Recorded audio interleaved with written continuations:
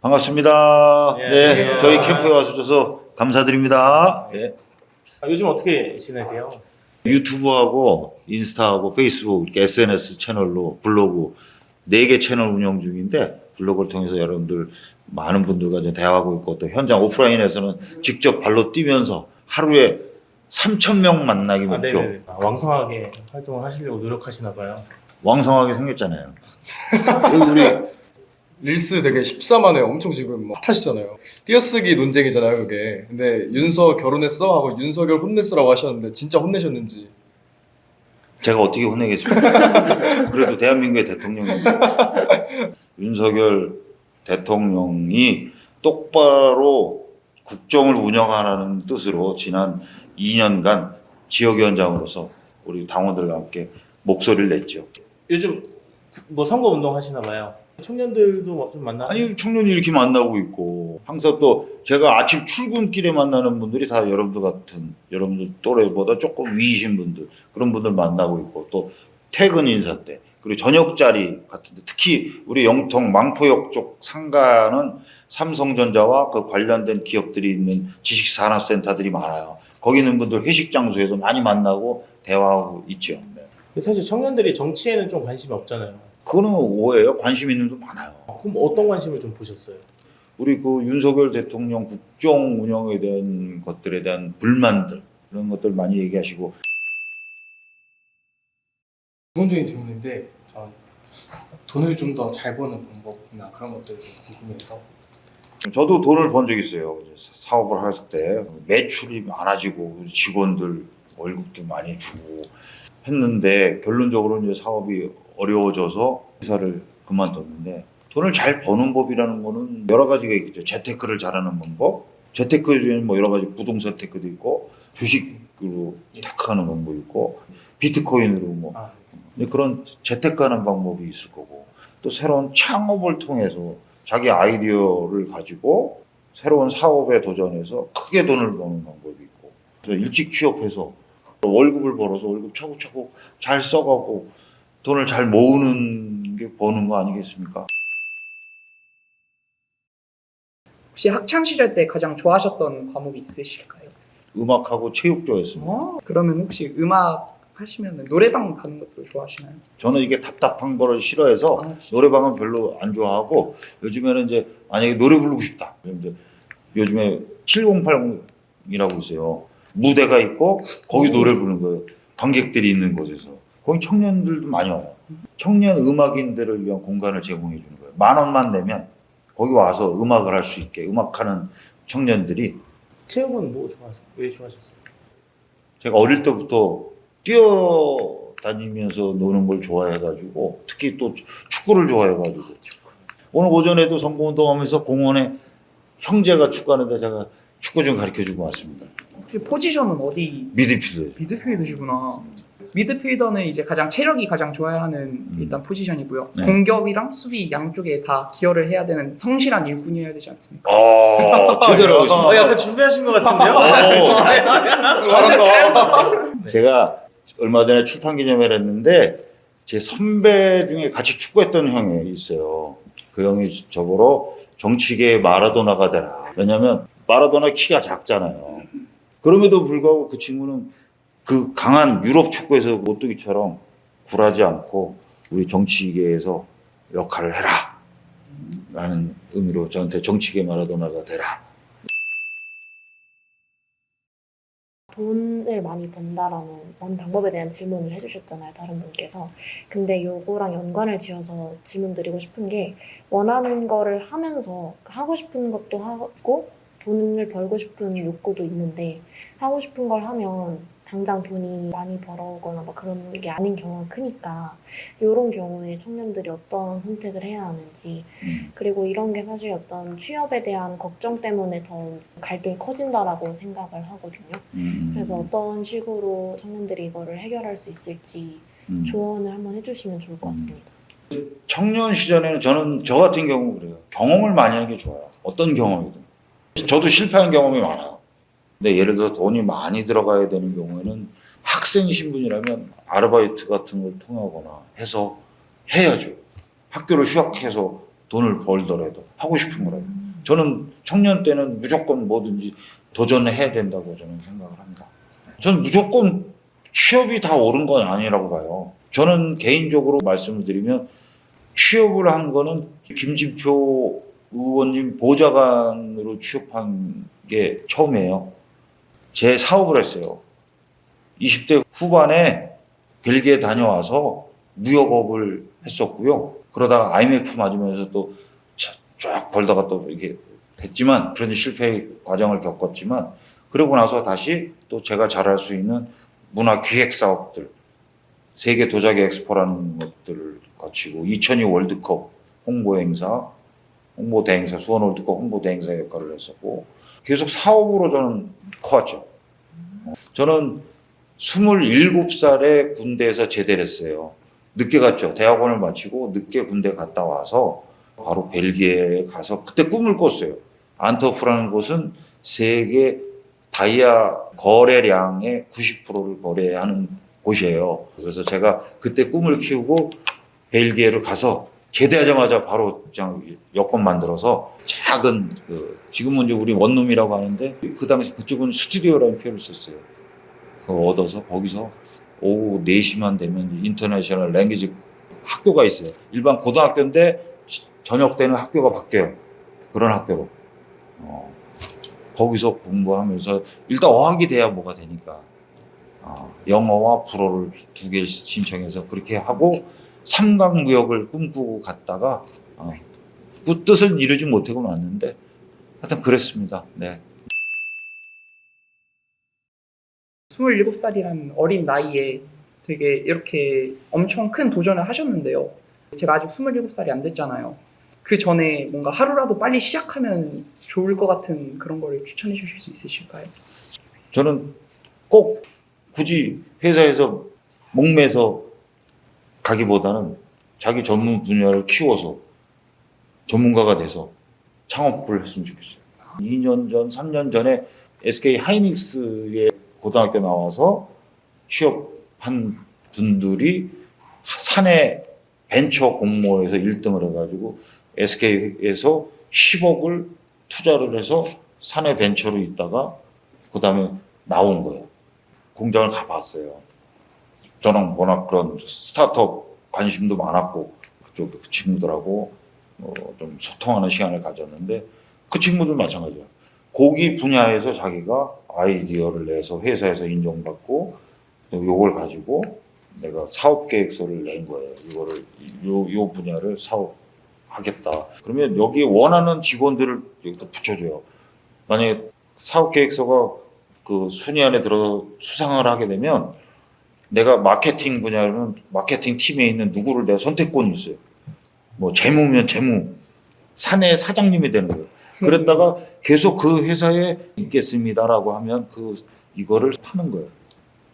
나가겠다면 투자를 해서. 부모님 청년들에게 꼭 해주고 싶은 한마디가 있으시다면 그게 어떻게 되실 것 같으세요? 끊임없이 도전하라. 네. 그 도전하는 데 있어서 만약에 국회의원으로 당선되신다면 네. 어떠한 기회들을 창출해 주실 수 있으실지 여쭤보고 싶습니다. 기회들을 국회의원이 창출할 수 있는 건 사실 많지는 않아요. 법과 제도를 만들어가는 게 이제 국회의원인데, 뭐 그런 사회가 좀 만들어져야 되지 않을까 싶어요.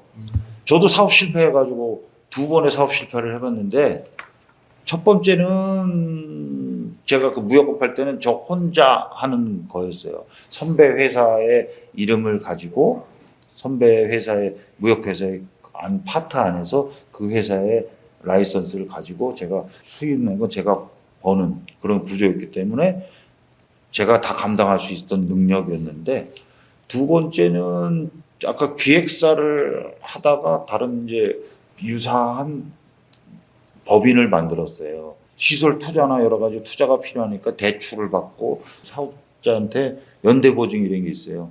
그 연대보증 때문에 사업을 정리할 때 그 책임이 모두 다 이제 난 대표이사한테 오는 거예요. 이제 그때가 좀 많이 정신적으로, 경제적으로 어려웠죠. 이제 그런 것들을 좀 법과 제도를 통해서 바꿔 나가야 되겠죠. 아직도 그 담보 문화라는 게 아직도 있기 때문에 연대보증 문화를 많이 바꿔간다고 하는데 저는 그런 것들이 좀 파격적으로 바뀌어야 되지 않나. 그러려면 금융이 바뀌어야 돼요. 금융 구조가. 사업계획서를 평가할 수 있는 사람들이 금융계에 있어야 된다.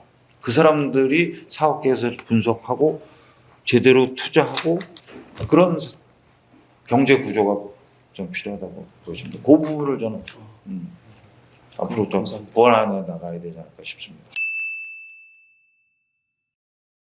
근데 사실 요즘에 청년들한테 사회적 책임을 좀 많이 지우는 분위기잖아요. 저출산, 결혼한다. 이런 얘기들이 사실 타겟이 청년들인데 그 더 나이 많은 사람들이 많이 얘기하지만 청년들은 전혀 와닿지가 않거든요. 근데 이런 청년 책임이 강조되는 사회 분위기가 저희한테 되게 부담인데 어떻게 좀 이렇게 다른 방안은 없을까요? 저도 암울합니다. 제가 늘 얘기해오는 게 제 의정 활동의 첫 번째 목표는 저출생 문제 해결. 저출산이요? 저출생. 아, 저출생이요? 저출산이라는 그 용어들을 오랫동안 써왔잖아요. 저출산이라는 용어를 써왔던 거는 여성에게 책임을 준 여성에게만 저출산이라고 하는. 근데 이제 지금은 저출생이라는 용어를 쓰고 있습니다. 저출생은 이제 그 우리 인구 위기 문제를 사회적 모두가 책임지자는 의미로 저출생이라는 단어를 쓰고 있습니다. 우리 당에서 발표했고 같은 날 또 국민의힘에서도 저출생 해법을 발표했어요. 오랫동안 생각해온 저출생 문제 해법은 이게 그냥 하나만 해결돼서 되는 게 아니에요. 복합적인 문제가 걸려 있어요. 일단 결혼을 하지 않잖아요. 결혼을 미루잖아요. 그 이유는 일자리 문제도 있을 뿐더러 가장 근본적인 건 주거 문제. 부동산 가격이 높다 보니까 주거 문제가 해결이 안 되고 그 다음 아이를 낳았을 때 일을 해야 되는데 보육 맡아줄 사람이 없잖아요. 우리 아이를 안전하게 맡길 수 있는 곳에 맡겨야 되는데 이제 그런 것들이 집 가까운 곳에 또 맡기거나 아니면 직장에 엄마가 같이 출근하면서 직장에 맡기고 퇴근할 때 같이 퇴근하는. 그다음에 세 번째가 학교 갔을 때 돌봄. 아이들 초등학교 저학년, 고학년도 마찬가지지만 학교 끝나고 나서 아이들이 맡겨놓을 데가 없잖아요. 엄마 아빠가 다 일을 하면. 그럼 어떻게 하겠어요? 학원 뺑뺑이만 들리는 거예요. 학원 등록시켜서 학원 차가 와서 태워가고 또 가고 엄마는 학원에 제대로 갔는지 여기 알람 문자 확인하는 거고 안 오면 전화하는 거고 그게 걱정돼. 일이 되겠어요? 업무가? 이제 그거를 돌봄에서 해결해야 된다. 그래서 제가 공약을 냈던 게 초등 돌봄 국가 실현제를 꼭 해야 되겠다. 그렇게 해서 학교에 있는 이 돌봄 문제를 더 나아가서 사교육 부담도 줄일 수 있는 것으로 가야 되겠다. 그럼 가계 경제가 좋아지겠잖아요. 그러면 가계 경제가 좋아지면 어떻게 되겠어요? 여행 가고 맛있는 거 외식하고 그 경제의 선순환이잖아요. 나가 돈을 써야죠. 그리고 마지막 단계는 이제 이 사교육에 해당되는 건데 입시 일반 30, 40대 가계 지출 비중의 가장 큰 포지션은 주거비, 대출금, 그 다음 그거와 비슷하게 나오는 게 사교육비거든요. 그러면 둘, 셋이면 뭐 어떻게 감당해요? 이제 그걸 줄여주자. 그걸 줄이면 그 돈을 쓸 거 아닙니까? 지금까지는 제가 알기로는 2006년부터 2022년까지 국가에서 저출생 문제 해법으로 쓴 예산이 380조 원이에요.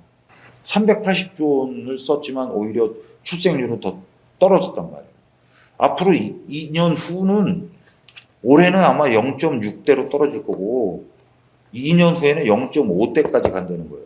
그 두 집당 아이가 하나밖에 없다는 진짜 충격적인 이야기예요. 그래서 수반되는 게 경제활동 인구가 없어지는 거예요. 일할 사람이 없어지는 거예요. 청년들은 좋은 직장만 찾잖아요.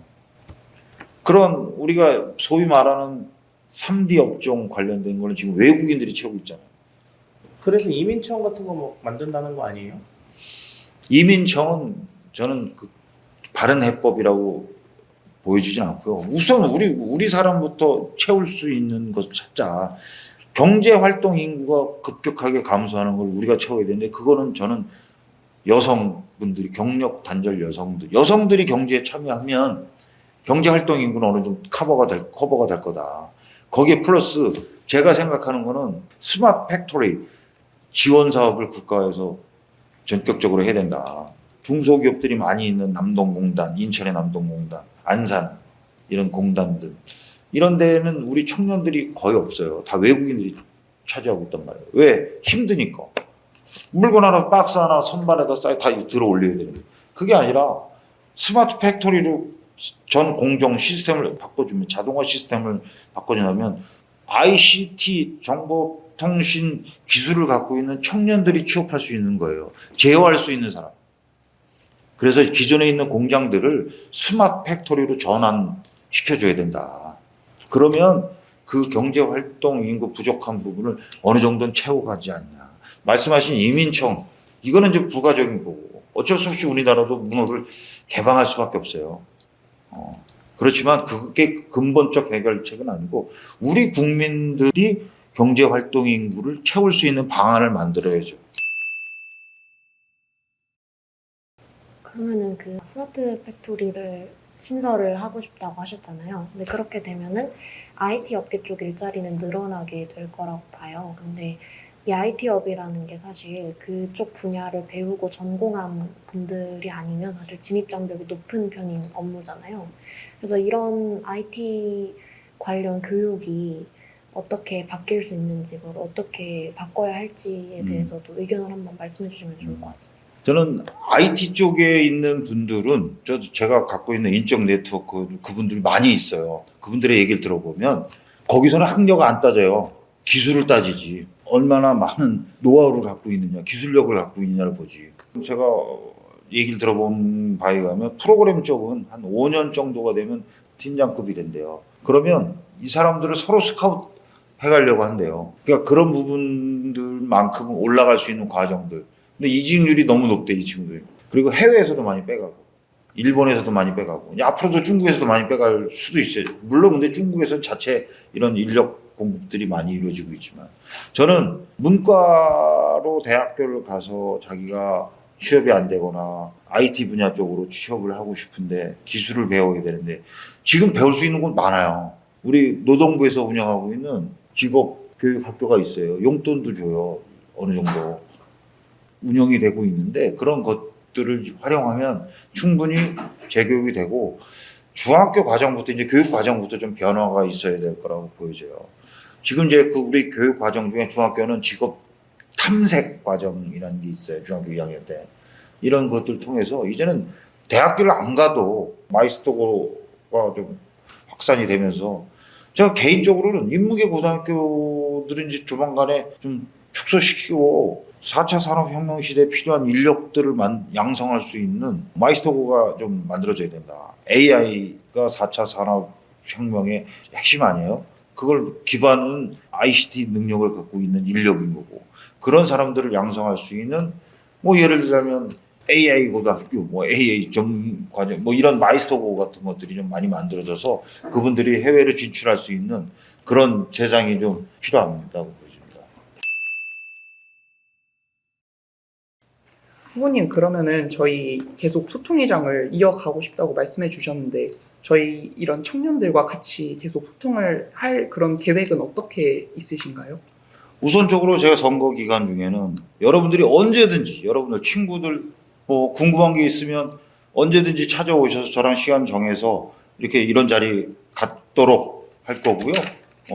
여러분 이번 자리도 여러분들이 요청해서 만들어진 자리고 지난 여름에도 여러분들이 요청해서 만든 자리고 여러분들이 언제든지 요청하시면 그리고 또 제 SNS 다 열려 있잖아요. 여러분들이 쓰시는 SNS 계정도 친구분들한테도 알려주세요. 그쪽을 통해서도 요청하면 되고 저희 사무실로 알려주시면 되고 뭐 그렇게 하면서 항상 할 예정이고 제가 국회의원이 된다면 우리 당에는 지역위원회마다 저도 지역구로 출마했으니까 이제 국회의원이 된다면 여기 지역위원장이 될 거예요. 그럼 대학생위원장, 청년위원장들을 선임하게 돼 있어요.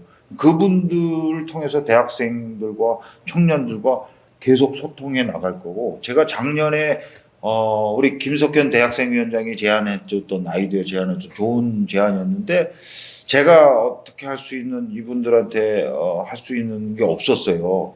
뭐랄까 뭔가 좀 보답할 수 있는 게 없었어요.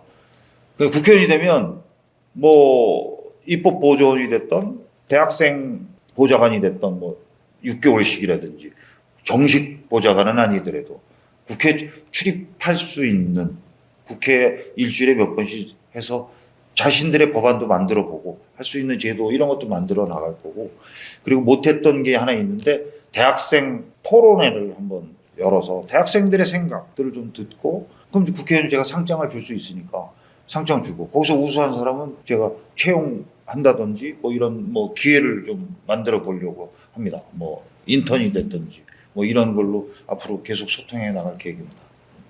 혹시 저희 청년들한테 매력 어필 한번 해주실 수 있으신지. 제 매력은 저 인스타 이런 데 보면 제가 발연기하고 막 이런 거 있어요. 뭐 그런 것도 좀 제 매력 중에 하나고 항상 청년들 여러분들과 소통할 수 있는 저의 매력이고 또 하나 얘기하자면 자 받아 적으세요. 010-4062-6779 이병진입니다. 언제든지 전화 주시고요. 핸드폰으로 제 SNS 채널 페이스북, 인스타그램, 블로그, 유튜브 통해서 저 만나시고 연락 주시고 하시면 될 거예요. 제가 지난 오랫동안 이 번호 쓰고 있고 정치하면서 계속 쓰고 있었어요. 12년 동안. 앞으로도 이 번호 계속 쓸 거니까 언제든 연락 주시고 여러분들과 소통하겠습니다. 소통하는 정치인 진짜 일꾼 이병진이 되겠습니다. 감사합니다.